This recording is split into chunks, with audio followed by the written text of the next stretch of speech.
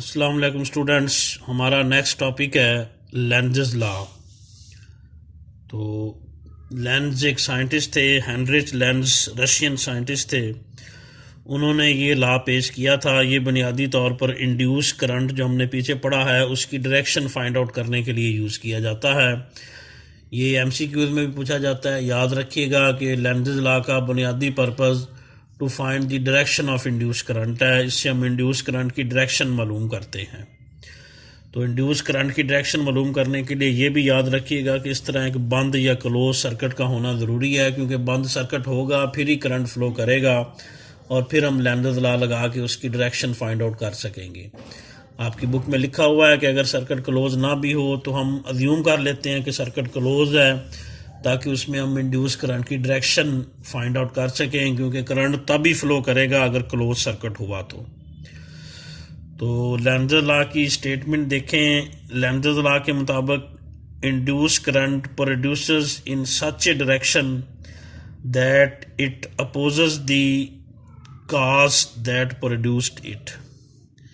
Lenz law के मुताबिक induce current will be in such a direction that it opposes the cause which produced it। कि induce current जिस वजह से produce होता है उसी को ही अपोज करता है। Induce current opposes the change that produced induced current. कि इंड्यूस करंट जिस वजह से प्रोड्यूस होता है उसी को ही क्या करता है, ये अपोज करता है। तो ये देखें फिगर में, हमने पीछे पढ़ा था कि जब एक लूप का मैग्नेटिक फ्लक्स चेंज होता है तो उसमें इंड्यूस करंट प्रोड्यूस हो जाता है। ये पीछे फिगर थी, इसमें हम इस वायर को इधर खींच रहे थे, इस रॉड को, और इसमें इंड्यूस करंट प्रोड्यूस हो रहा था। हमने रीज़न भी पढ़ी थी कि बेसिक रीज़न, ये बात पहले भी बताई थी कि दो ये टेक्निकल पॉइंट्स हैं कि दर हकीकत जब हम इसको इधर खींचते हैं तो इसके चार्जेस पे फोर्स लगती है क्यू वी क्रॉस बी, जिसकी वजह से चार्जेस मूव करते हैं और करंट प्रोड्यूस होता है। लेकिन उसी बात को एक और अंदाज में कहा जाता है जो फैराडे लॉ में कहा गया था कि इंड्यूस्ड ईएमएफ और इंड्यूस करंट मैग्नेटिक फ्लक्स की तब्दीली से पैदा होती हैं। आपने पढ़ा था फैराडे लॉ कि magnetic flux induced EMF is directly proportional to negative time rate of change of magnetic flux. यानी जितना rate of change of magnetic flux ज़्यादा होगा उतना इंड्यूस्ड ईएमएफ भी ज़्यादा होगा और उतना इंड्यूस करंट भी ज़्यादा होगा।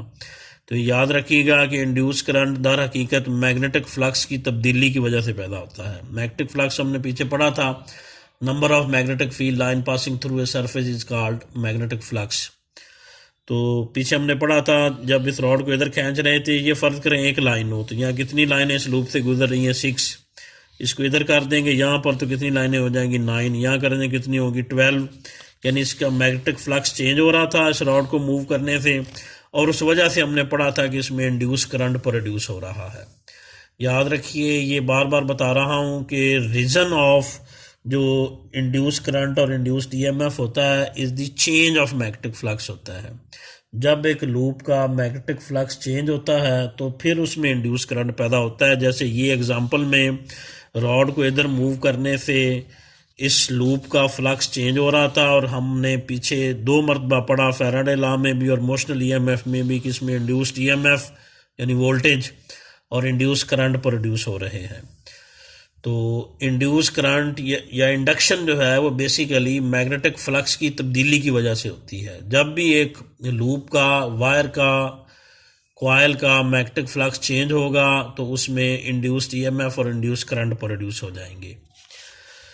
तो ये एक फिगर दिखाई हुई है, लेंज़ लॉ को हम यहाँ अप्लाई करेंगे। ये एक कॉइल है जिसको गैल्वेनोमीटर से कनेक्ट किया गया है। ये एक मैग्नेट है, इसको हम इसके नज़दीक ला रहे हैं। याद रखें, इंड्यूस करंट पैदा करने के कई एक तरीके हैं। एक तरीका ये था, इसमें हम जो ये इस रॉड को इधर मूव कर रहे थे, इससे क्या हो रहा था, मैग्नेटिक फ्लक्स बढ़ रहा था, चेंज हो रहा था। अभी हमने देखा मैग्नेटिक फ्लक्स को चेंज करने का एक तरीका ये भी है कि कॉइल को रेस्ट में रख दें और मैग्नेट को मूव करना शुरू कर दें। जैसे जैसे आप मैग्नेट को कॉइल के नज़दीक लाते जाएंगे तो कॉइल से गुजरती मैग्नेटिक फील्ड लाइंस की तादाद बढ़ती जाएगी। यहाँ रखेंगे तो इसमें से कम लाइनें गुजरेंगी, आगे कर देंगे तो ज़्यादा हो जाएंगी, और आगे कर देंगे तो क्या होंगी, कम हो जाएंगी, जो मज़ीद ज़्यादा हो जाएंगी।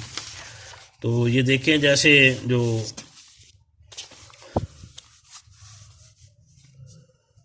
ये एक बार मैग्नेट है, ये उसका नॉर्थ पोल है, ये साउथ पोल है। यहाँ से मैग्नेटिक फील्ड लाइन यूँ निकलती हैं, यूँ निकल रही हैं। तो अगर यहाँ पर लूप होगा तो उसमें से कितनी लाइनें गुजरेंगी, इतना सा लूप फर्ज करें है, 1 लाइन गुजरेगी। वही लूप यहाँ रख दें तो उसमें कितनी लाइनें गुजरेंगी, 3-4 लाइनें गुजरेंगी। तो जितना मैग्नेट के नज़दीक लूप होगा उससे ज़्यादा लाइनें गुजरती हैं, दूर होगा तो क्या होती हैं, कम लाइनें गुजरती हैं।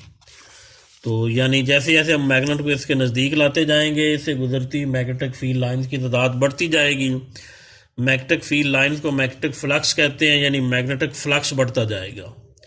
और मैग्नेटिक फ्लक्स के बढ़ने की वजह से इसमें क्या पैदा हो जाएगा, इंड्यूस्ड करंट। ये जैसे जैसे मैग्नेट को कॉइल के नज़दीक लाएंगे, कॉइल से गुजरती मैग्नेटिक फील्ड लाइंस की तादाद बढ़ेगी, यानी कॉइल का मैग्नेटिक फ्लक्स बढ़ेगा, यानी फ्लक्स चेंज होगा। और मैग्नेटिक फ्लक्स की तब्दीली की वजह से इस कॉइल में इंड्यूस्ड ईएमएफ और इंड्यूस करंट प्रोड्यूस हो जाएगा।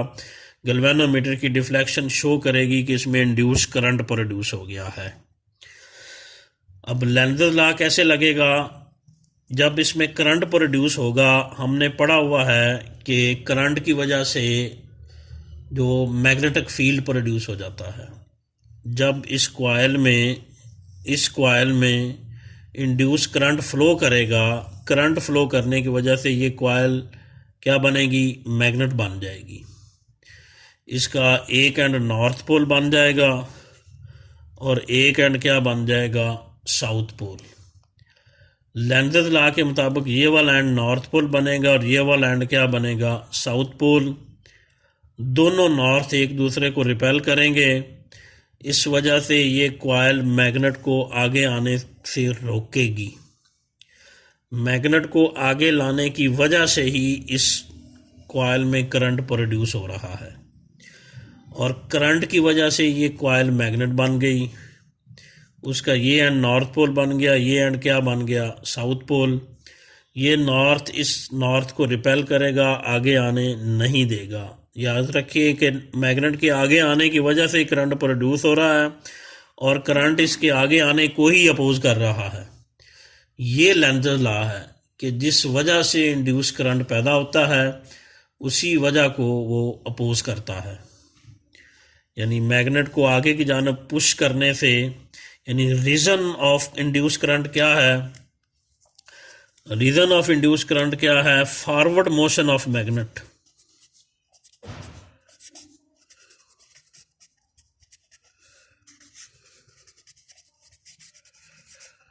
मैग्नेट को आगे लाने की वजह से इंड्यूस करंट प्रोड्यूस हो रहा है, क्योंकि मैग्नेट को आगे लाने से कॉइल का फ्लक्स इंक्रीज हो रहा है, यानी ज़्यादा लाइनें गुजर रही हैं।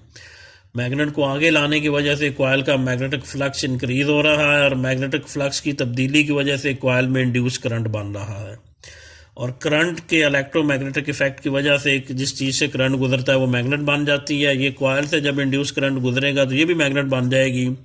लेंज़ेस लॉ के मुताबिक ये एंड नॉर्थ पोल बनेगा, ये एंड साउथ पोल बनेगा, क्योंकि जब मैग्नेट बनती है तो उसका एक एंड नॉर्थ पोल होता है, एक एंड साउथ पोल, जैसे सोलिनाइड होता है। तो ये नॉर्थ इस नॉर्थ को क्या करेगा, रिपेल करेगा और इसकी फॉरवर्ड मोशन को अपोज करेगा। हम आगे लाने लगेंगे, ये नॉर्थ उसे रिपेल करेगा, आगे आने नहीं देगा। यही लेंज़ेस लॉ है कि इंड्यूस करंट जिस वजह से प्रोड्यूस होता है उसी को अपोज करता है। मैग्नेट को आगे लाने की वजह से इंड्यूस करंट बन रहा था, अब इंड्यूस करंट ने क्या किया, इंड्यूस करंट की वजह से ये कॉइल मैग्नेट बन गई और इसका ये किनारा नॉर्थ पोल बन गया और उस नॉर्थ पोल ने इस नॉर्थ पोल को रिपेल करना शुरू कर दिया और आगे लाने को अपोज करना शुरू कर दिया। यानी फॉरवर्ड मोशन की वजह से ही इंड्यूस करंट बन रहा था और करंट ने अपना मैग्नेटिक फील्ड बना के फॉरवर्ड मोशन को ही अपोज करना शुरू कर दिया। यानी जिस वजह से इंड्यूस करंट प्रोड्यूस होता है ये उसी रीज़न को, उसी वजह को ही अपोज करता है।